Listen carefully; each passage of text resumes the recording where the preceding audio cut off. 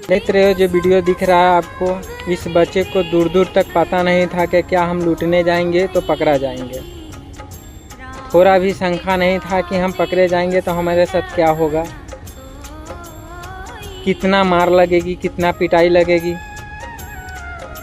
देखिए, आप हमेशा गलत करके आगे नहीं बढ़ सकते हैं और कहीं से नहीं आप गलत का परिणाम गलत होता है। हम कई बार अपने वीडियो में बता चुके हैं कि जैसा कर्म करोगे वैसा फल पाओगे। हमारे वीडियो बनाने का मकसद है कि जितने भी हमारे नौजवान व्यक्ति हैं जो मेरा स्टूडेंट हैं, सभी लोगों से रिक्वेस्ट है कि आप अपने शिक्षा, व्यापार और सही समय को उपयोग कीजिए और आप अपने जीवन को बहुमूल्य साबित करने में लगे रहिए। इससे बेटर जीवन कोई नहीं है। इस वीडियो को आगे बढ़ाइए, शेयर कीजिए, लाइक कीजिए, कमेंट